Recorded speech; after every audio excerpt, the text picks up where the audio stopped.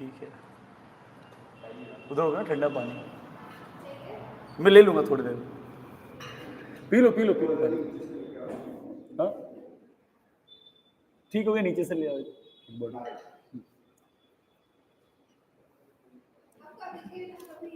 नहीं पहले क्वेश्चन दे दूं ताकि थोड़ा आप लोग बिजी हो जाओ। मल्टीप्लिकेशन ऑफ मैट्रिक्स का एक क्वेश्चन लिखना बेटा। Find A cross B if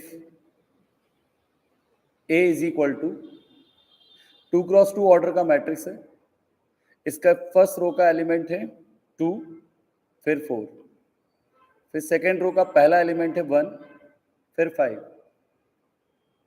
अब B मैट्रिक्स लिखना आप, वो भी 2 क्रॉस 2 ऑर्डर की है, फर्स्ट रो का एलिमेंट है 3, 5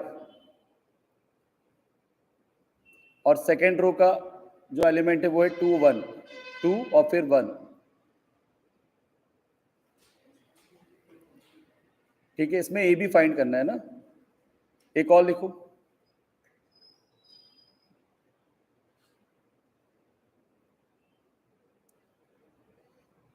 इसमें भी आपको ए बी फाइंड करना है।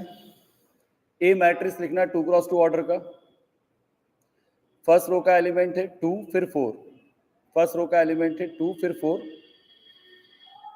फिर सेकेंड रो का एलिमेंट लिखना 1, 5, 1 और फिर 5।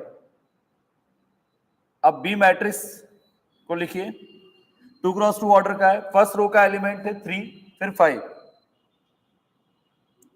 फिर सेम है क्या बात कर रहे हो? अच्छा सेम है यार, ये तो सेम कहां से आ गया?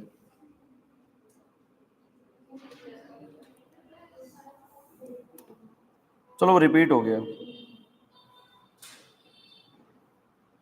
अगला सवाल लिखो।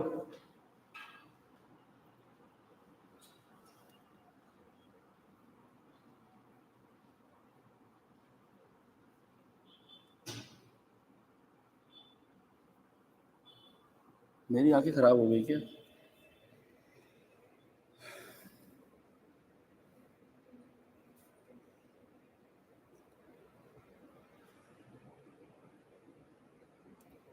लिखना, if A is a 3 cross 3 matrix, if A is a 3 cross 3 matrix whose elements are given by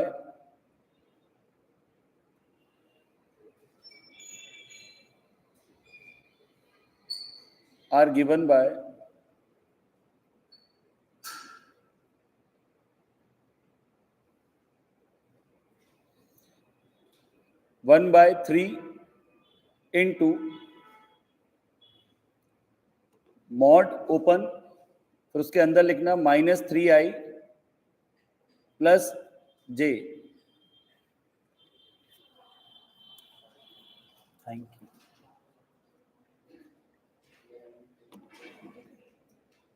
1/3 into mod open -3i plus j mod close.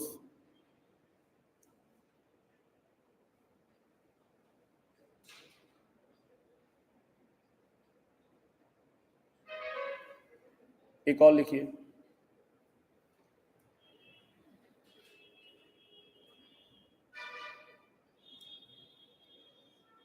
If 2 cross 2 order का मैट्रिक्स है, फर्स्ट रो का पहला element लिखना x plus 2y, फिर दूसरा element लिखना first row में -y। अब सेकेंड रो में पहला एलिमेंट 3x, फिर सेकेंड रो में दूसरा एलिमेंट 4। ये 2 क्रॉस 2 ऑर्डर का मैट्रिक्स है।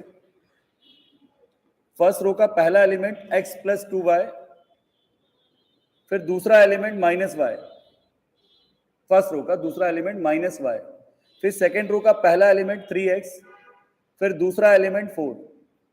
और ये जो मैट्रिक्स है बेटा 2 क्रॉस 2 ऑर्डर की है। अब इस मैट्रिक्स के इक्वल साइन लगा के दूसरी मैट्रिक्स लिखना, इस मैट्रिक्स के आगे इक्वल का साइन लगाओ और दूसरी मैट्रिक्स लिखो, वो भी 2 क्रॉस 2 ऑर्डर की है। जिसके फर्स्ट रो का पहला एलिमेंट -4 और दूसरा एलिमेंट 3 है। अब सेकेंड रो का पहला एलिमेंट 6, दूसरा एलिमेंट 4 है। Find the value of x and y। Find the value of x and y। y first row का दूसरा एलिमेंट -y है पहली वाली मैट्रिक्स में।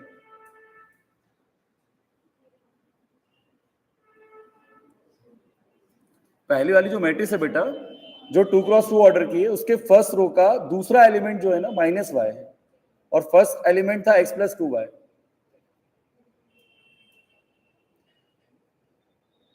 एक और लिखिए, find the value of x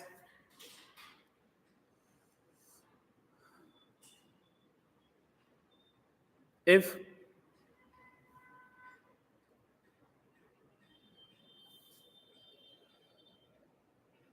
2x2 order का मैट्रिक्स है।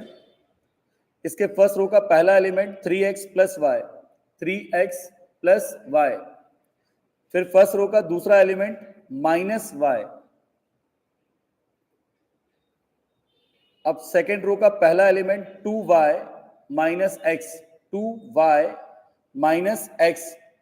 ठीक है ना, आगे पीछे मतलब आप इसको साइन के साथ चेंज कर सकते हैं। फिर सेकेंड रो का दूसरा element 3, matrix close, 2x2 complete हो गया, इक्वल टू, अब दूसरा मैट्रिक्स लेना, ये भी 2x2 ऑर्डर का है। इसके फर्स्ट रो का पहला एलिमेंट 1, फिर दूसरा एलिमेंट 2, फिर सेकेंड रो का पहला एलिमेंट -5 और फिर दूसरा एलिमेंट 3।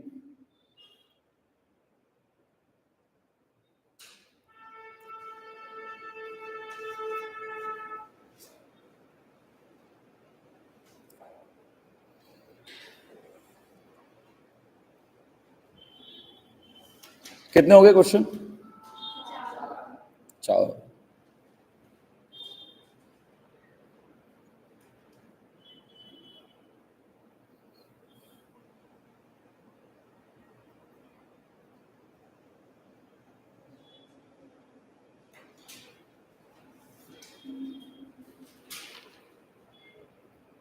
मल्टीप्लिकेशन का दूं क्या एक बात?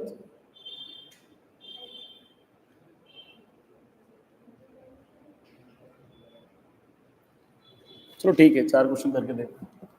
ठीक है, अच्छा इसमें ना एक टाइप है एलिमिनेशन वाली। आप इसमें क्या करते हो कि आपको, जैसे आप लोग एलिमिनेशन लगाते थे ना, तो वहां पे आपको ax + by = c, तो वहां नंबर होता था, यहाँ मैट्रिक्स डाल देते हैं। कराए क्या स्कूल में ऐसे क्वेश्चन? जैसे लीनियर इक्वेशन होती है ना 10th क्लास में, ax + by = c, तो हम लोग बोलते हैं a1x + b1y = c1, फिर a2x + b2y = c2। इसको एलिमिनेशन सॉल्व करते थे ना, तो यहाँ पे भी x y वेरिएबल रहेगा, बट कांस्टेंट में मैट्रिक्स दे देंगे वो लोग। फिर हमको उसको सॉल्व करना और x और y निकालना, मतलब बताऊंगा बाद में, उसकी भी अच्छी शॉर्ट ट्रिक है। चलिए देखिए इधर, आप आप लोग स्टार्ट करो, मैं इन लोगों को थोड़ा सा बेसिक बता दूं।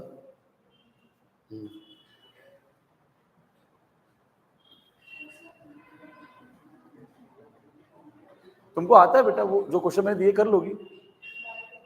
हाँ, ट्राई कर रही हो तो बेसिक मैं अभी बता रहा हूँ, तो वो बेसिक समझा रहा हूँ, समझना है क्या?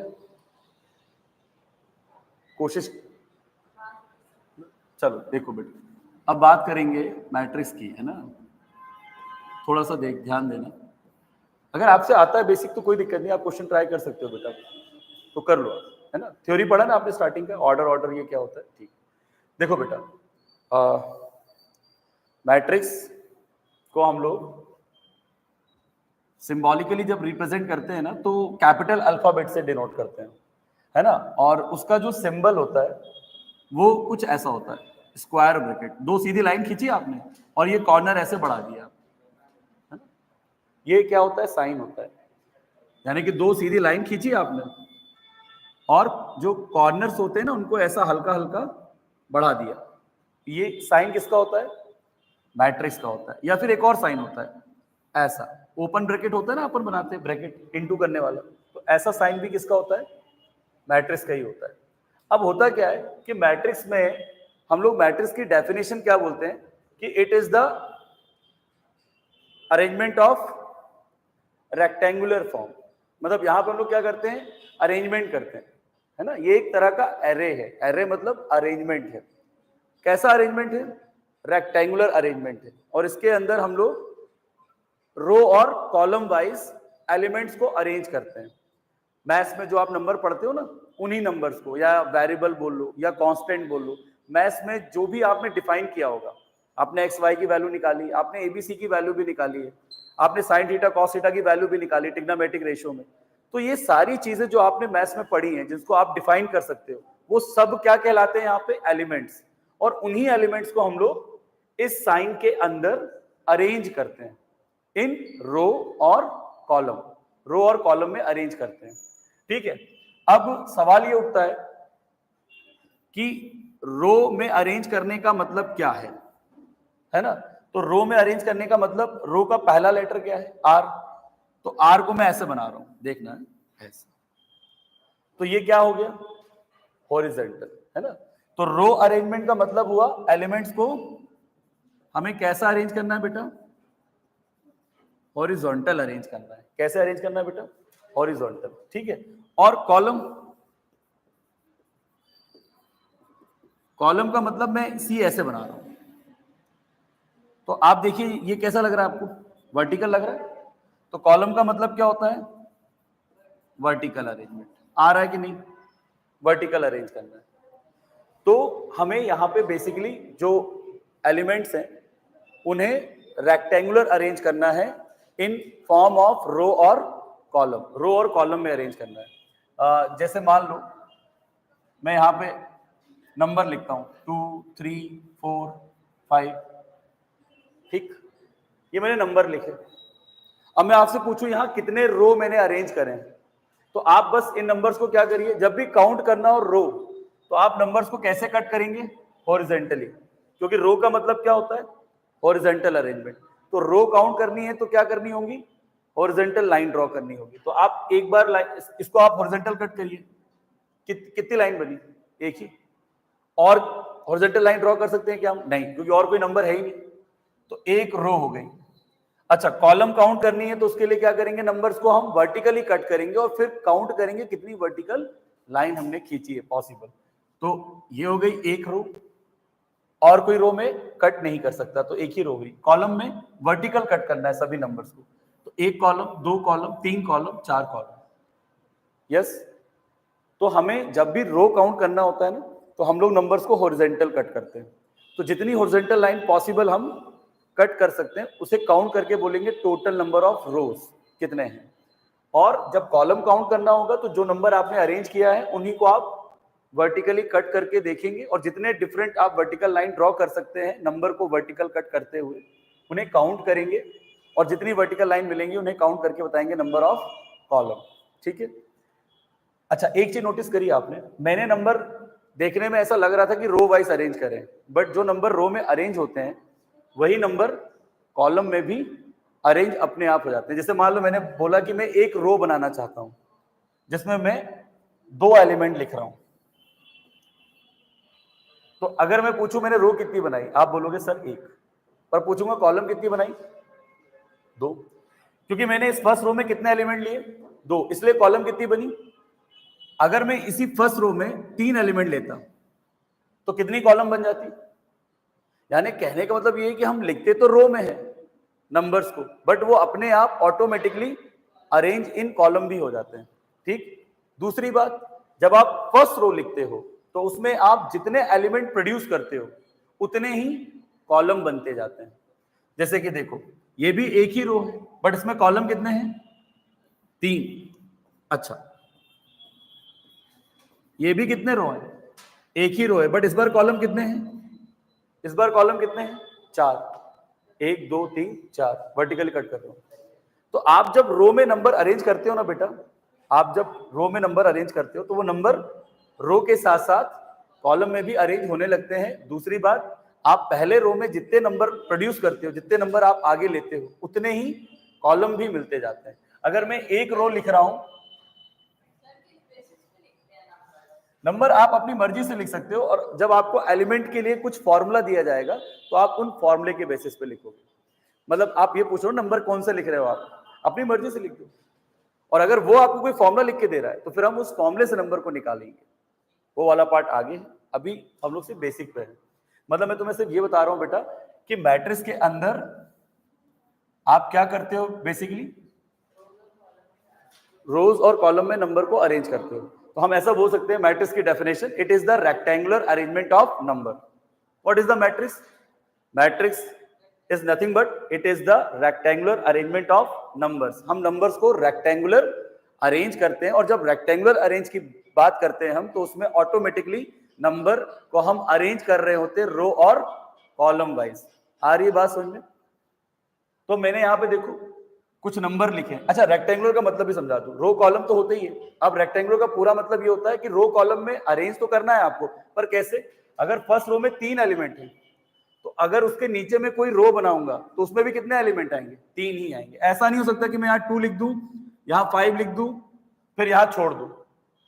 अगर फर्स्ट रो में 3 एलिमेंट है तो अब उसके नीचे में जितनी भी रो प्रोड्यूस करूंगा, हर रो में हमेशा 3 ही एलिमेंट आएंगे। अगर फर्स्ट रो में 2 एलिमेंट होते तो फिर मैं उसके नीचे कितनी भी रो बनाता, हमेशा 2 ही एलिमेंट आते ईच रो में। आ रही बात सुन? उसे बोलते हैं रेक्टेंगुलर। यस। तो अगर यहाँ फर्स्ट रो में 3 एलिमेंट है तो कुछ भी हो जाए, अगर सेकंड रो बन रहा है तो उसमें भी 3 एलिमेंट होंगे। अगर इसके नीचे भी एक रो बन रहा है, मतलब थर्ड रो भी बन रहा है, तो उसमें भी 3 ही एलिमेंट आएंगे। यस। तो अगर मैं बोलूं बेटा इस मैट्रिक्स में कितनी रो है, तो आप कैसे काउंट करोगे? जब भी रो काउंट करना हो, आपको हॉरिजॉन्टल लाइन से नंबर्स को कट करना है और फिर काउंट करना है कितनी हॉरिजॉन्टल लाइन आपने खींची है। तो 1 2 3, तो कितने रो हो गए बेटा? 3। अब कॉलम की बात करते हैं, तो कॉलम के लिए वर्टिकल कट करते हैं, तो कितनी वर्टिकल लाइन है? 1 2 3, तो कितनी कॉलम हो गई बेटा? 3। अब ये 3 क्रॉस, बीच में क्या लगाते हैं? क्रॉस। इसे हम पता क्या बोलते हैं? इसे हम बोलते हैं ऑर्डर। क्या बोलते हैं बेटा? ऑर्डर। ऑर्डर का मतलब ये इस मैट्रिक्स का साइज बता रहा है। क्या बता रहा है? साइज। यानी कि इस मैट्रिक्स में बेसिकली मैट्रिक्स के अंदर है क्या? एलिमेंट्स। किस फॉर्म में? रेक्टेंगुलर अरेंजमेंट के फॉर्म में। क्या होता है रेक्टेंगुलर अरेंजमेंट? जिसमें हम एलिमेंट्स को रो और कॉलम वाइज अरेंज करते हैं। तो इसका मतलब इस मैट्रिक्स के अंदर सिर्फ और सिर्फ एलिमेंट्स हैं जो रो और कॉलम वाइज अरेंज हुए हैं। तो मुझे इस मैट्रिक्स के अंदर क्या काउंट करने को मिलेगा? रो की संख्या और कॉलम की संख्या। यस। और जब मैं इन दोनों को मल्टीप्लाई कर दूंगा तो ये क्या बताएंगे मुझे? इस मैट्रिक्स का साइज। जैसे कहते हैं ना, एक बैग है, उस बैग में कितनी बॉल आप डाल सकते हो, डिपेंड करता है कि उस बैग का साइज क्या है। वैसे ही इस मैट्रिक्स के अंदर कितने नंबर ऑफ एलिमेंट आपने रो और कॉलम वाइज अरेंज करते हुए डाले हैं, उन एलिमेंट की टोटल संख्या अगर मुझे पता करनी है तो उसके लिए मुझे इस मैट्रिक्स के नंबर ऑफ, हेलो आराम से,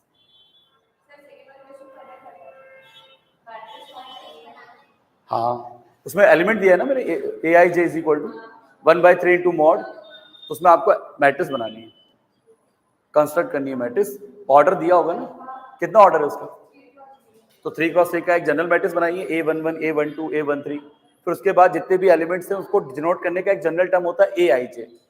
तो AIJ is the general notation of all elements, जिसमें I एलिमेंट की पर्टिकुलर रो और J उसी एलिमेंट की पर्टिकुलर कॉलम की पोजीशन है। तो फिर आप सारे एलिमेंट को AIJ से रिलेट करोगे तो I और J की वैल्यू मिलेगी हर एलिमेंट में, और उसको अंदर फॉर्मूला जो दिया है उसका रखते जाओगे तो करस्पॉन्डिंग प्लेस ऑफ एलिमेंट भी निकलते चले जाएंगे, और फिर लास्ट में सारे एलिमेंट की वैल्यू निकाल के पुट करना है उसी की जगह पे, तो मैट्रिक्स कंस्ट्रक्ट हो जाएगा। आया? आइए इधर देखिए, दिमाग को डाइवर्ट मत करिए, आएगा समझ। ठीक है, तो मैं कहां पे था? ऑर्डर पे था। तो ऑर्डर क्या होता है ना, मैट्रिक्स का साइज बताता है। मतलब मैट्रिक्स के अंदर बेसिकली है क्या बेटा? एलिमेंट्स, रो और कॉलम वाइज।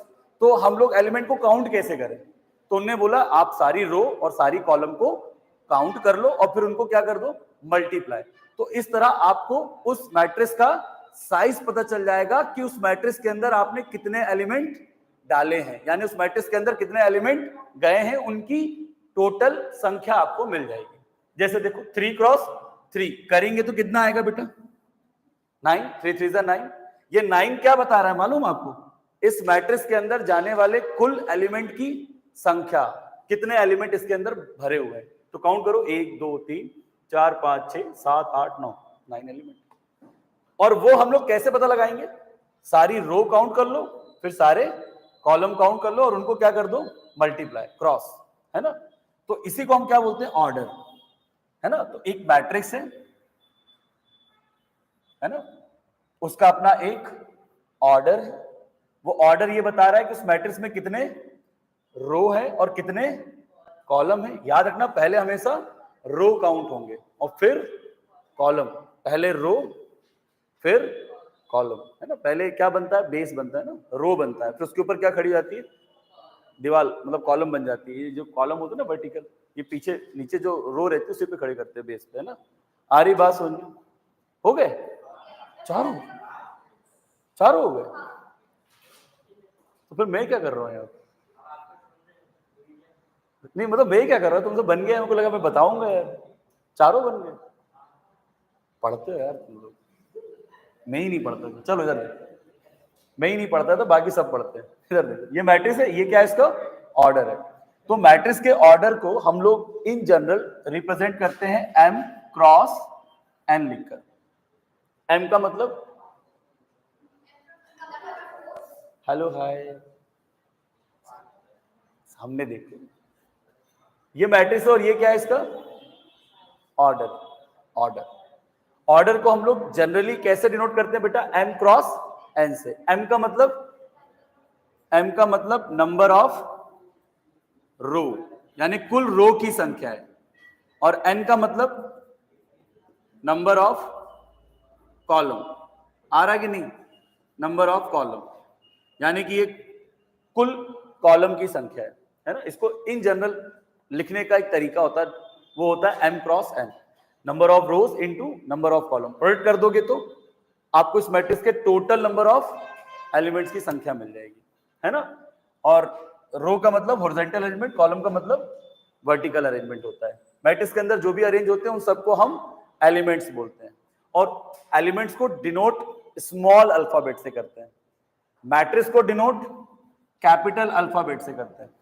किसी भी मैट्रिक्स को अगर डिनोट करना हो तो कैपिटल अल्फाबेट का यूज करोगे आप, है ना। पर अंदर जो एलिमेंट जाते हैं ना उनको सिंबॉलिकली हम डिनोट करते हैं स्मॉल a i j से। जो स्मॉल है ना, ये एलिमेंट जितने भी अंदर है ना ये बैठे हुए, इन सबका एक जनरल नोटेशन है। और ये i j जो a के पैरों में देख रहे हो ना आप, मतलब बेस में, ये क्या बता रहे हैं, ए वाले जो भी एलिमेंट है आपका वो किस पर्टिकुलर रो में है, और जे क्या बता रहा है, उसी पर्टिकुलर एलिमेंट की किस कॉलम में पोजीशन है वो बता रहा है। मतलब मेरा कहने का ये है बेटा, मैट्रिक्स को डिनोट करेंगे कैपिटल अल्फाबेट से, पर मैट्रिक्स के अंदर जितने भी तमाम एलिमेंट मिलेंगे आपको उनको डिनोट करेंगे स्मॉल अल्फाबेट से, ए आई जे, बी आई जे, सी आई जे।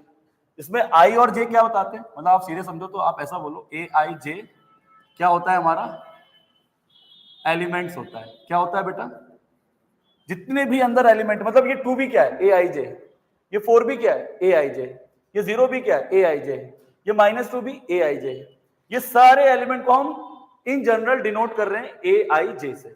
इसका नोटेशन हो गया जनरल नोटेशन, है ना। अब इसमें आई क्या कर रहा है, आई आपको बता रहा है कि किस रो में ये एलिमेंट बैठा है। आई बताता है बेसिकली एलिमेंट की पर्टिकुलर रो में पोजीशन, और जे क्या बताता है, जे क्या बताता है उसी एलिमेंट की पर्टिकुलर कॉलम में पोजीशन। आ रहा है कि नहीं, यानी कि अगर मैं ऐसा लिख दूं बेटा A12, क्या लिख दूं बेटा A12, इसका मतलब मैं उस एलिमेंट की बात कर रहा हूं जो कहां बैठा है, फर्स्ट रो में बैठा है और सेकंड कॉलम में बैठा है ना। मैं उस एलिमेंट की बात कर रहा हूं जो फर्स्ट रो और सेकंड कॉलम में। अगर मैं ऐसा लिख दूं A32, तो मैं उस एलिमेंट की बात कर रहा हूं, आपको यहां पे ढूंढना पड़ेगा। अब कैसे ढूंढोगे, ये उसका एड्रेस है, ये एलिमेंट का क्या है लोकेशन है मतलब उसका एड्रेस है। क्या है उसका एड्रेस? वो थर्ड रो में बैठा है और सेकंड कॉलम में है, थर्ड रो में और सेकंड कॉलम में बैठा है। आ रही बात सुनो? तो एलिमेंट को डिनोट करते हैं हम लोग स्मॉल अल्फाबेट से, ए आई जे, बी आई जे, सी आई जे। ये एलिमेंट्स के नोटेशन है। इसमें आई आपको उसी एलिमेंट की पर्टिकुलर रो में पोजीशन बताएगा, जे उसी एलिमेंट की पर्टिकुलर कॉलम में पोजीशन बताएगा। ये बात समझ में आई कि नहीं? हाँ, तो अगर इतना समझ में आ गया है तो छुटपुट सवाल तो पूछ ही सकता हूँ। ठीक है, तो इधर देखना ध्यान से।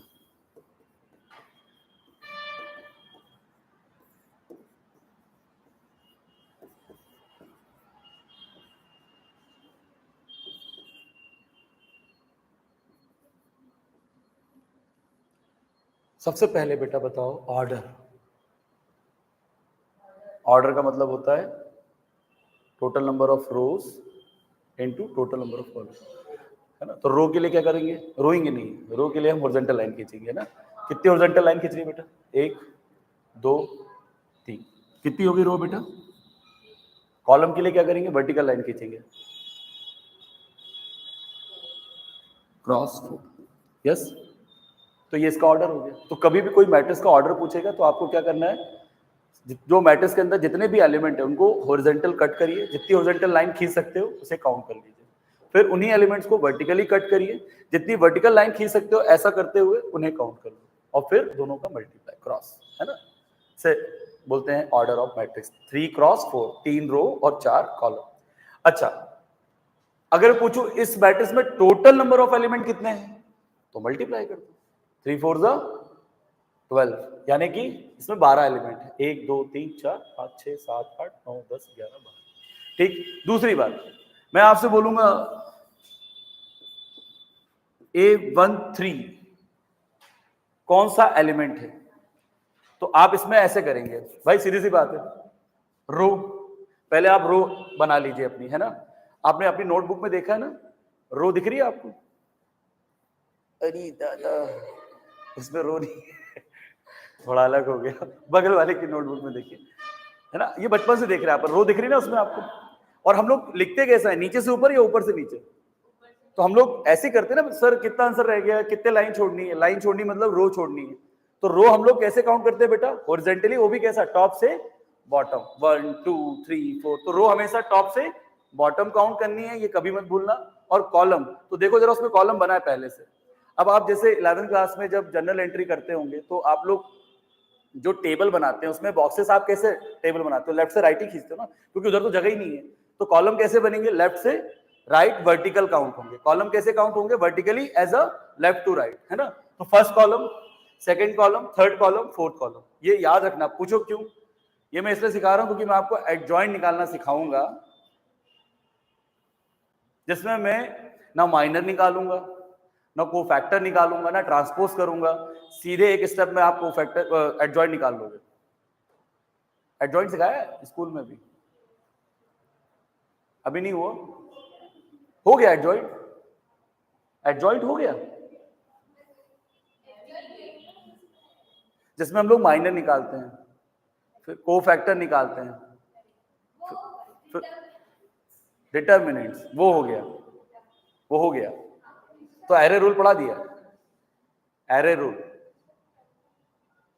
छोड़ो छोड़ो, देखो देखो, हाँ टेंशन मतलब मेरे पास बहुत सारी शॉर्ट ट्रिक है, ठीक है, तो ध्यान देना। ठीक, A13, तो पहले आप क्या करोगे? रो, पहले रो बना लो। रो हमेशा टॉप से बॉटम हॉरिजॉन्टल, और column left to right vertical. तो देखो जरा कितनी रो हो गई? R1, रो हमेशा टॉप से बॉटम, जैसे कॉपी में होता है R1 R2, शॉर्ट में ऐसे लिखते हैं ना R3। कॉलम को लेफ्ट से right, C1 C2 C3 C4। आया कि नहीं? अब बहुत सिंपल है, A12 बोला ना मैंने, आप मन में समझना है ना, मन की आवाज। A फर्स्ट रो आई की वैल्यू 1 है और J की वैल्यू 3 है। तो फर्स्ट रो थर्ड कॉलम, वो एलिमेंट जो हम ढूंढ रहे हैं वो फर्स्ट रो में है, तो फर्स्ट रो ये रहा। थर्ड कॉलम में, तो देखो थर्ड कॉलम कहाँ है? फर्स्ट रो में चले और थर्ड वाला कॉलम नहीं आया सर, आया कि नहीं? A13 बोल रहे ना, तो अपन फर्स्ट रो में चलेंगे और थर्ड वाले कॉलम में रुक जाएंगे, तो वैल्यू मिल गई। मैंने बोला तो इसका मतलब क्या लिखोगे आप यहाँ पे? -1। मान लो मैंने आपसे पूछा होता 823 बताओ, 823 का मतलब सेकंड रो को पकड़ लो आप और चलते जाओ, कहां पर, कहां रुकना है, थर्ड कॉलम, तो वो कितना हो जाएगा 8। अगर मान लीजिए मैं आपसे बोलता 832 बताओ, मतलब थर्ड वाले रो को पकड़ लो और सेकंड वाले कॉलम में रुक जाओ, तो कितना आता 4। मान लो मैं आपसे बोलता थर्ड वाला रो है, सेकंड वाला, ओह सॉरी, मैंने जानबूझ के किया था, जानबूझ के किया था ताकि तुम सही बता दो। ऐसा मतलब ये टैलेंट हर किसी के पास नहीं होता, ठीक है, तो मेरे पास है। देखो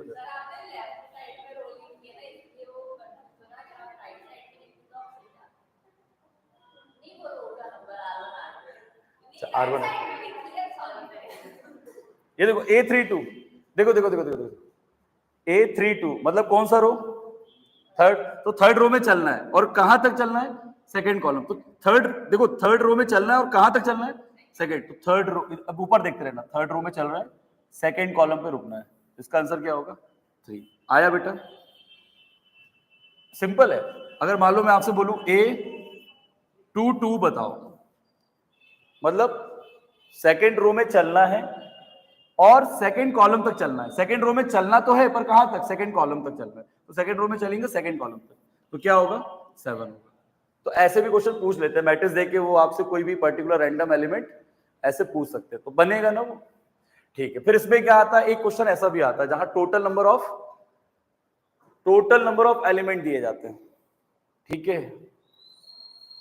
वो तो कराया था ना यार आप लोग को, टोटल नंबर ऑफ एलिमेंट बता दिए जाते हैं और आपसे बोलते हैं कि इतने एलिमेंट अगर हम आपको देते हैं तो आप इन्हें अगर रो वाइज और कॉलम वाइज अरेंज करते तो आप कितने पॉसिबल ऑर्डर के मैट्रिक्स बना सकते थे, यानी कितने पॉसिबल ऑर्डर आप कन्वर्ट कर सकते थे इन एलिमेंट से, जितने ऑर्डर आप पॉसिबल डिफरेंट बना सकते थे उतने ही मैट्रिक्स आप कंस्ट्रक्ट भी कर सकते थे, क्योंकि मैट्रिक्स बनाने के लिए हमें क्या चाहिए, ऑर्डर। अब मान लो कोई आपसे बोले, एक सिंपल सा एग्जांपल है, मेरे पास एक बच्चा है, बोलता है भैया एक काम करो, नहीं अंकल एक काम करो, 2x3, भैया वाली यही नहीं रह गई है, तो एक बच्चा है, उसने बोला अंकल एक मैट्रिक्स बनानी है आपको, ठीक है, तो अब उस मैट्रिक्स का ऑर्डर क्या दिया है 2x3, मतलब कितने रो, 2 रो, तो मैंने फटाक से ऐसा कर दिया। फिर मैंने बोला कितने कॉलम, तो 3, तो लेफ्ट से राइट C1 C2 C3। अब बस एलिमेंट तो रखना है, यहाँ पे रख दो आप, है ना, यहाँ पे आपको एलिमेंट रखना है, तो यहाँ पे आप अपनी मर्जी से, आप इसको एक जनरल एलिमेंट भी रख सकते हो ना आप, सुनो ना, कहाँ बिजी हो, आपस में लगे हो, इधर देखो, पढ़ाई करते वक्त एक बात का हमेशा ध्यान रखें कि जो कहा जा रहा है और आपको जो बताया जा रहा है उसको आप बड़े ध्यान से सुनो, क्योंकि क्या होता है मैथ्स में एक छोटी सी बात है, मैथ्स नहीं बनने का पहला कारण थ्योरी नहीं आती, बेसिक्स नहीं पता, और फिर हमने डायरेक्ट क्या कर दिया, मेथड सीख लिया।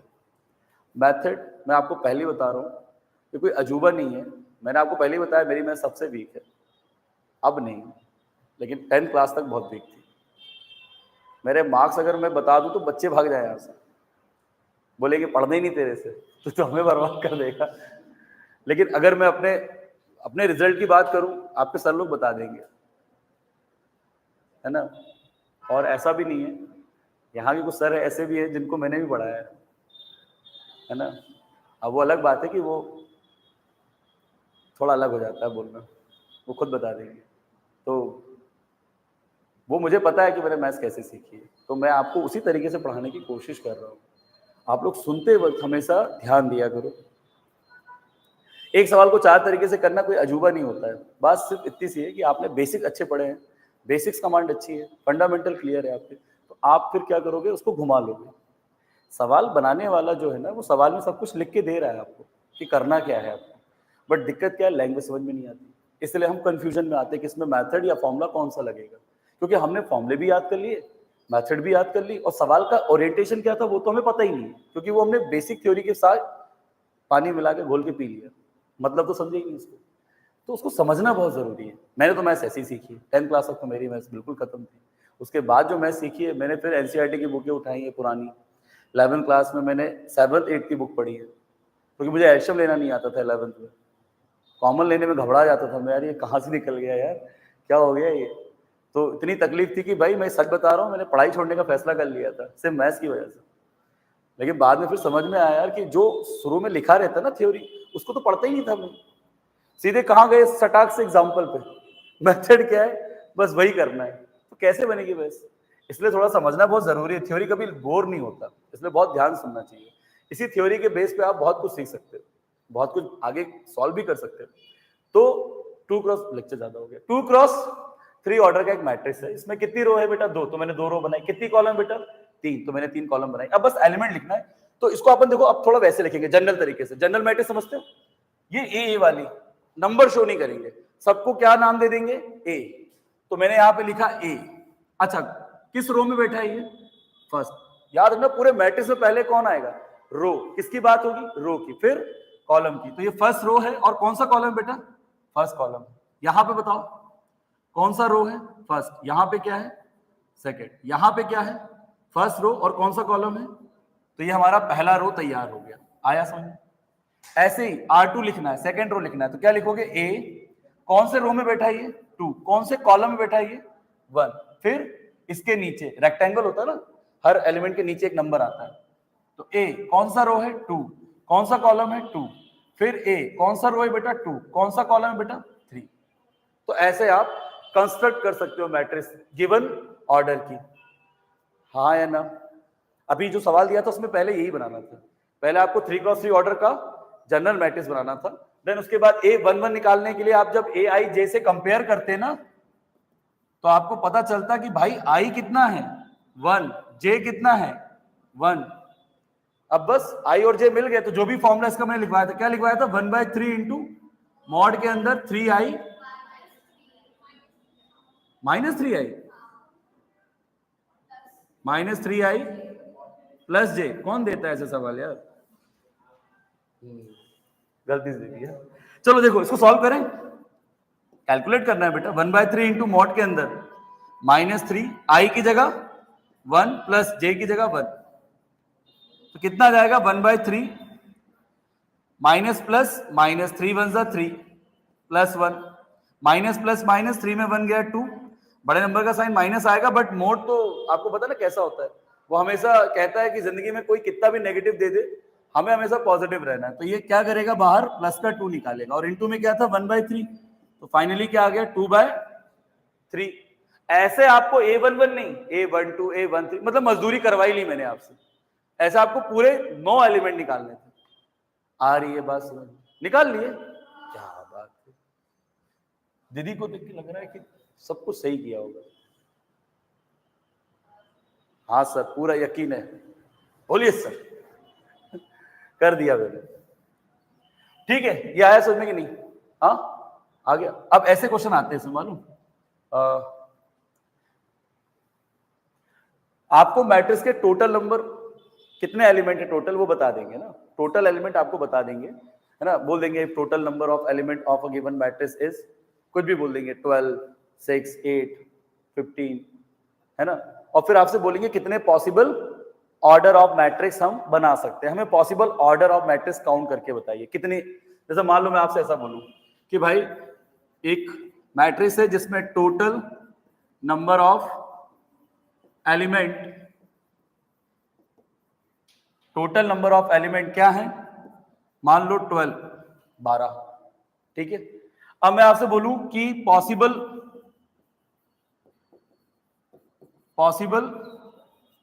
ऑर्डर ऑफ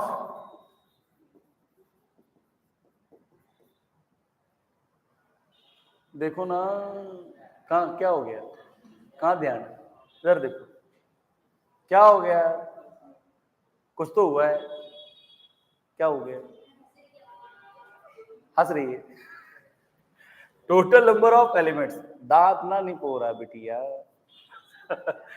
चलो ध्यान, वो हमारी लैंग्वेज में ऐसा बोलते हैं, हमारी लैंग्वेज रीवा साइड, रीवा की वही मैंने वही बोला था, दांत ना निपो रहा बिटिया।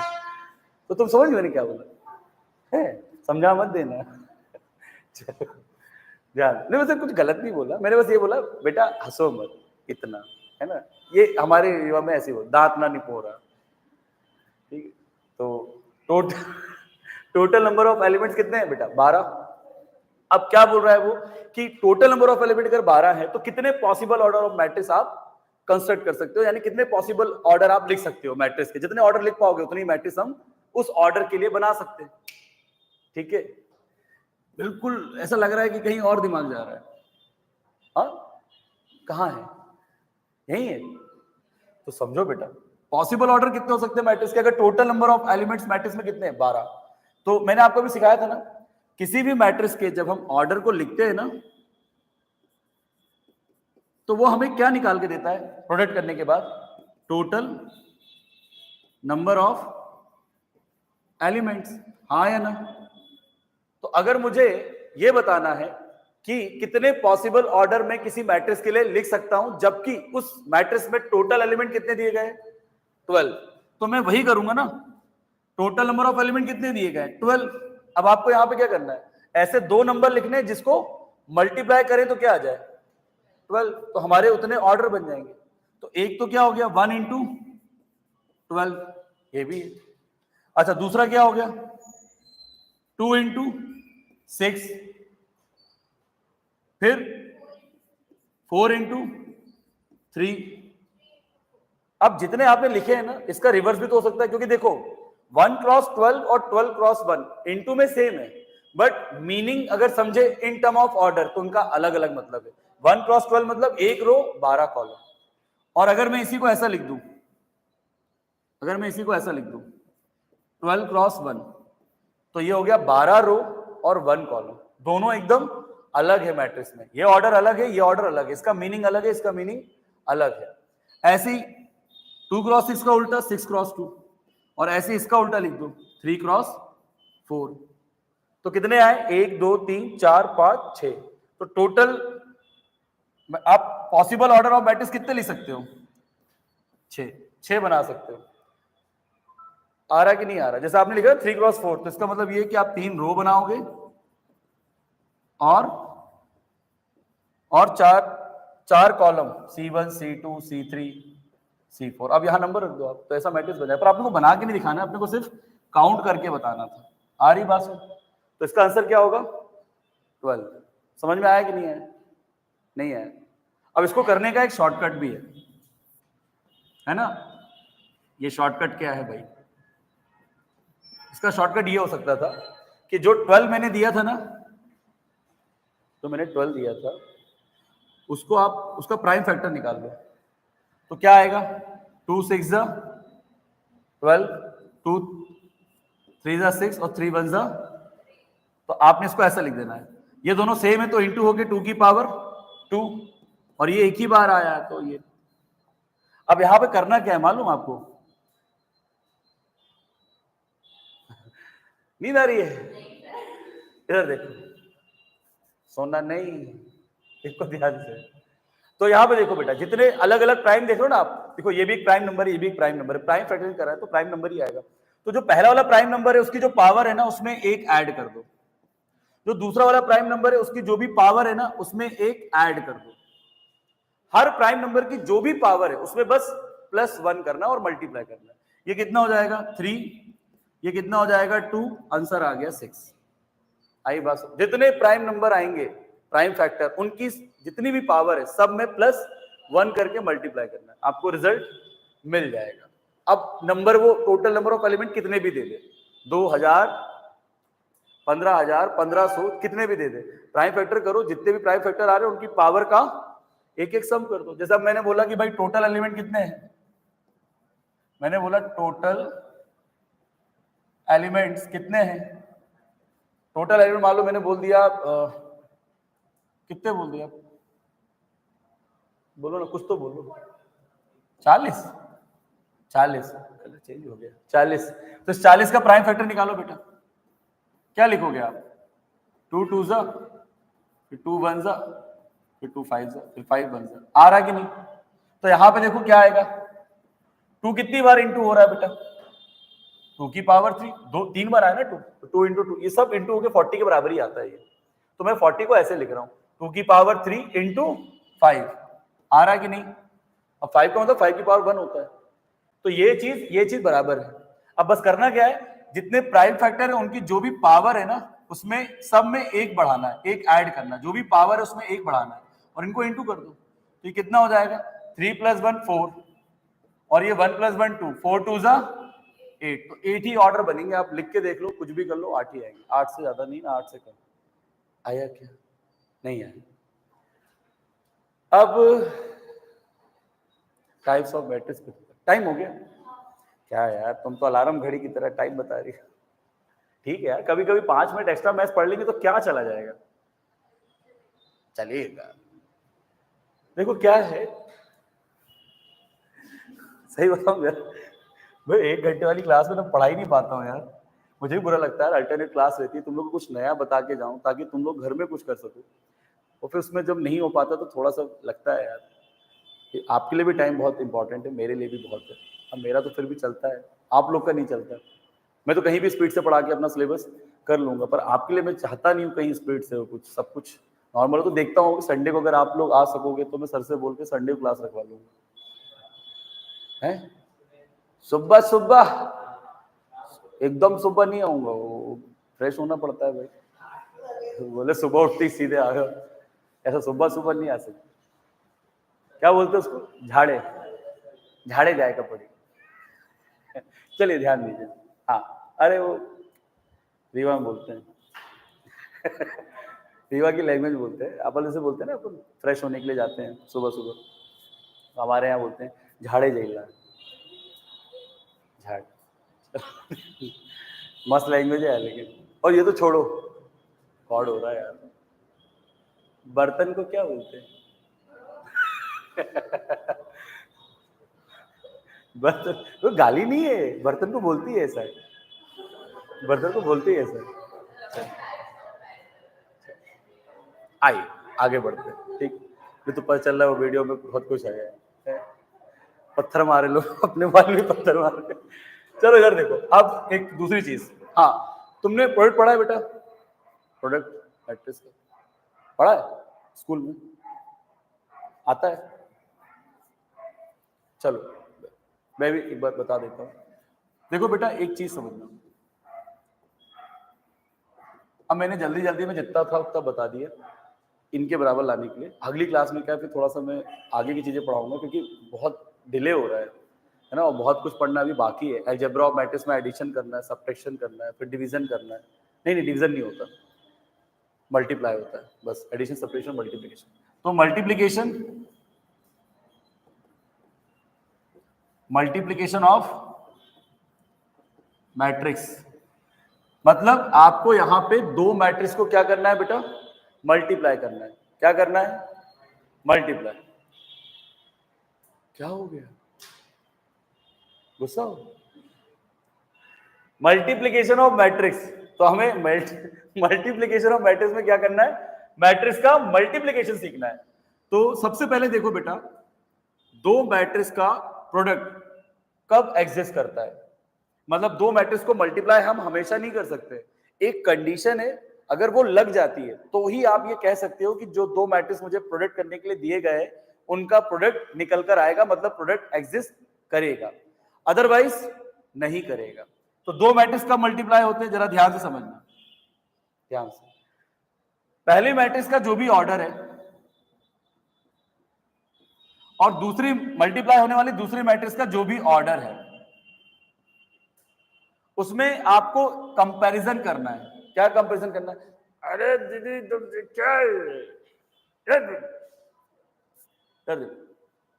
क्या हाथ की रेखा बता रही हो उसको, देख मेरे हाथ की रेखा कहां जा रही है, दिल्ली दूर है अभी, चल वो हाथ की रेखा बता रही है, देख बहन मिल रही है क्या कहीं, हाँ चलो इधर देखो, हाथों की रेखाएं न देखे, माथे की रेखाएं देखे, चलो माथे की रेखा देखे, तकदीर अरे बोलो हाथ की रेखा मत देखो भाई, माथे की रेखा देखो। चलो इधर देखो, मतलब नहीं समझे आप, कल एग्जाम आएगा जब और आप अभी क्लास में बैठ के नहीं सुन रहे हो, ध्यान नहीं दे रहे हो, तो पता क्या होगा, माथे पे लकीरें आ जाएंगी, चिंताएं होंगी, टेंशन होगी, परेशानियां होंगी, फिर समझ में नहीं आएगा क्या हुआ। इसलिए अभी सामने मतलब सामने देखो, दो मैट्रिक्स का मल्टीप्लिकेशन कब होता है, जब मल्टीप्लाई होने वाले पहले मैट्रिक्स के ऑर्डर का दूसरा नंबर बोलने में बहुत अच्छा लगता है। मल्टीप्लाई होने वाले पहले मैट्रिक्स के ऑर्डर का दूसरा नंबर, मतलब फिर से बोल, पहला मैट्रिक्स जो मल्टीप्लाई हो रहा है उसके ऑर्डर का दूसरा नंबर, और नहीं मैं वो नहीं हूं यार जो 45 रुपए लगा के करोड़पति बनना चाहते, मैच देखता हूं यार इसलिए आता है नोटिफिकेशन। हाँ, तो मल्टीप्लाई होने वाले पहले मैट्रिक्स के ऑर्डर का दूसरा नंबर और मल्टीप्लाई होने वाले दूसरे मैट्रिक्स के ऑर्डर का पहला नंबर अगर सेम है तो दांत बाहर आ जाएंगे आपके, मतलब खुश हो जाओगे कि प्रोडक्ट एग्जिस्ट करेगा। मतलब यहां हम बोलेंगे प्रोडक्ट क्या होगा, एग्जिस्ट होगा ना, कि नहीं होगा, एग्जिस्ट होगा। पहले मैट्रिक्स के ऑर्डर का दूसरा नंबर मतलब कॉलम, और मल्टीप्लाई होने वाले दूसरे मैट्रिक्स का पहला नंबर मतलब रो। जब कैसे होंगे, इक्वल, तो दांत बाहर आ जाएंगे, मतलब खुश हो जाएंगे, प्रोडक्ट एग्जिस्ट करेगा। नहीं दिख रहा आंखें, तुम्हारी आंखों को देख के किसी की यादें आ रही, आ गई, किसकी आ गई, इधर देखो, नहीं आया सुन, नहीं आया, अरे आया कि नहीं, हाँ। और लेकिन अगर मान लो ऐसा हो गया, जैसे एग्जांपल के लिए मैंने आपसे बोला ए मैट्रिक्स का ऑर्डर है 2x3, फिर मल्टीप्लाई किया बी मैट्रिक्स से, इसका ऑर्डर लिख दिया बेटा मैंने क्या, इसका ऑर्डर लिख दिया मैंने 3x मान लो 3। तो देखो मल्टीप्लाई होने वाले पहले मैट्रिक्स के ऑर्डर का दूसरा नंबर और मल्टीप्लाई होने वाले दूसरे मैट्रिक्स के ऑर्डर का पहला नंबर, मतलब पहले मैट्रिक्स के ऑर्डर का दूसरा नंबर और दूसरे मैट्रिक्स के ऑर्डर का, अगर ये सेम है तो दांत निकालेगा, मतलब प्रोडक्ट एग्जिस्ट करेगा। यस, ये एग्जिस्ट है। लेकिन मान लो ऐसा हो जाए ए मैट्रिक्स जिसका ऑर्डर मैंने 2x3 लिखा, फिर मल्टीप्लाई होने वाला दूसरा मैट्रिक्स बी जिसका ऑर्डर मैंने लिख दिया 2x4। अब देखो पहले वाले मैट्रिक्स के ऑर्डर का दूसरा नंबर और दूसरे वाले मैट्रिक्स के ऑर्डर का पहला नंबर सेम नहीं है, ये इक्वल नहीं है, तो फिर प्रोडक्ट भी एग्जिस्ट नहीं करेगा, मतलब आप मल्टीप्लाई नहीं कर सकते। ये आया समझ में? यहां बोलेंगे डज नॉट एग्जिस्ट, ये हो जाएगा हमारा डज नॉट।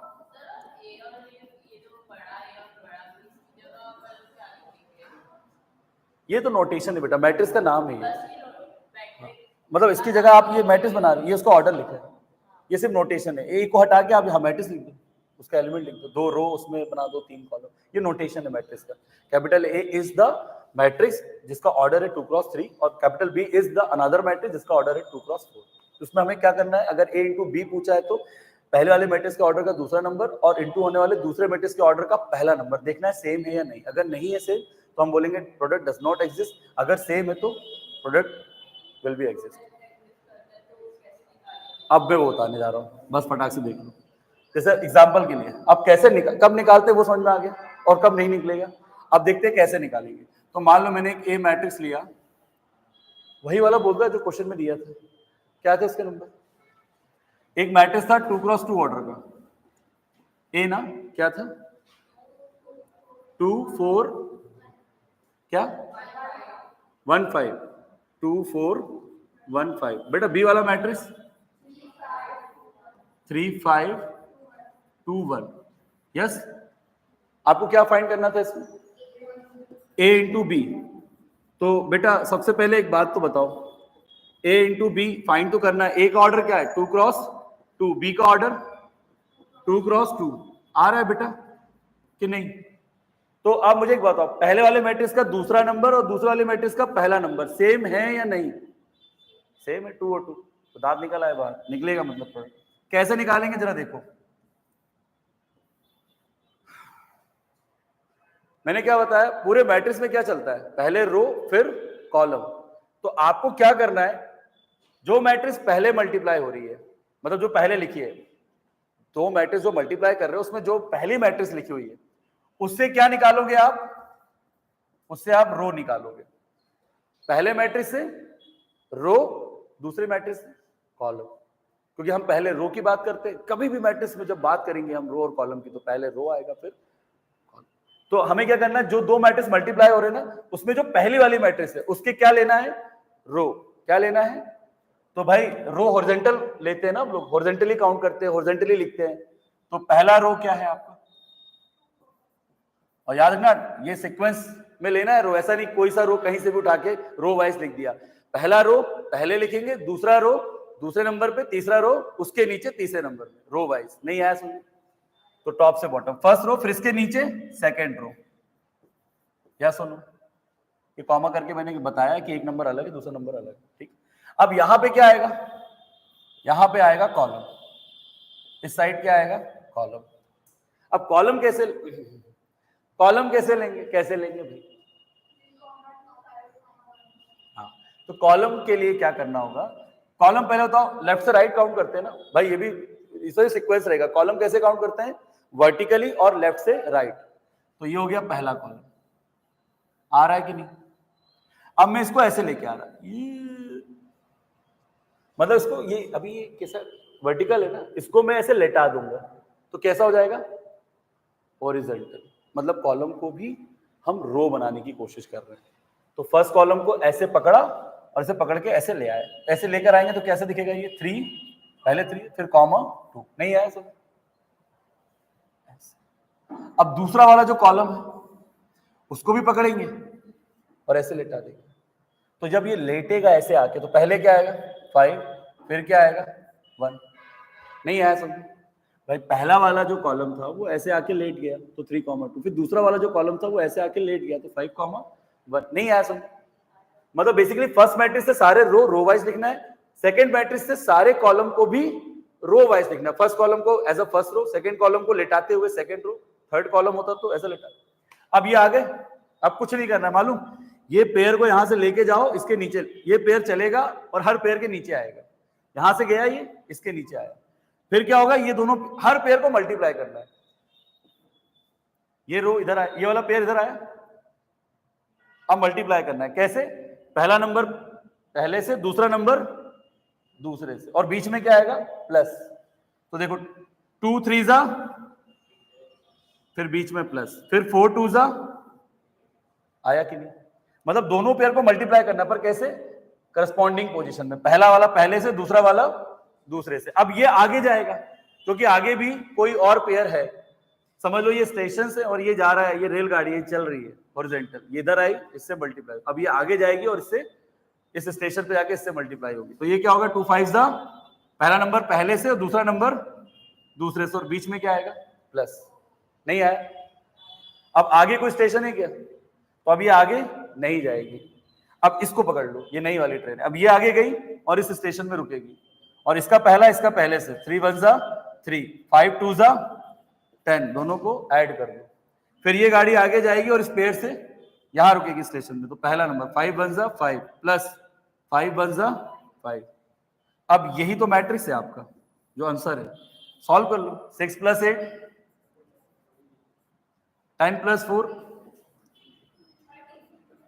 आ रहा है कि नहीं, और फिर आया कि नहीं आया समझ, 2 नहीं आया समझ। तो बस पहले वाली मैट्रिक्स के सारे रो लिख दो हॉरिजॉन्टल में, फर्स्ट से सेकंड मतलब टॉप से बॉटम, फिर सारे कॉलम को लेफ्ट से राइट काउंट करते हुए उसको लेटाना है ना ऐसे रो वाइज, और फिर हर पेयर को, रो वाले हर पेयर को कॉलम वाले हर पेयर के नीचे ले जाके फर्स्ट नंबर को फर्स्ट से, सेकंड को सेकंड से, तीसरा भी होता तो तीसरा तीसरे से होता, और ऐड कर दो। नहीं है ऐसे, तुमको है, तुमको तो पहले से आता था। तो मुझे लगता है शायद हाँ चिपकेगा, हाँ चिपक आया कि, हाँ लो जल्दी से चेक कर लेते।